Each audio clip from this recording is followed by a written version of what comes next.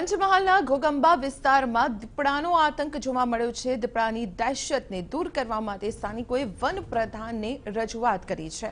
One વિભાગ દ્વારા અહીં પાંજરા મૂકવામાં આવશે।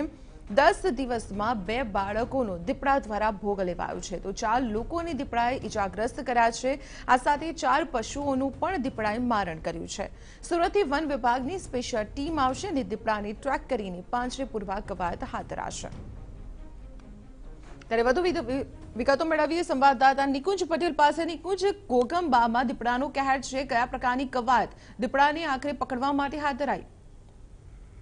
દીપાલી, ઘોગંબા તાલુકામાં જે વન વિભાગને અડીને જે આ ગામો આવેલા છે તેમાં છેલ્લા 10 દિવસ ઉપરાંતના સમયથી દીપડાએ આતંક મચાવ્યો છે। માનવભક્ષી બનેલા દીપડાએ 7 જેટલા હુમલા કર્યા છે અને જેમાં 2 બાળકોના મોત થયા બાદ વન વિભાગ દ્વારા અને દીપડાને પકડવા માટે તમામ પ્રકારના પ્રયત્નો હાથ ધરવામાં આવ્યા હતા, પરંતુ હજુ સુધી દીપડો પાંજરે પુરાયો નથી। ત્યારે હવે વન વિભાગ દ્વારા સુરતથી એક સ્પેશિયલ જે તેના ટ્રેકર હોય છે અને તેની ટીમને બોલાવી છે અને તે ટીમ દ્વારા હવે આ દીપડાને ઝડપી પાડવા માટેની કાર્યવાહી હાથ ધરવામાં આવનાર।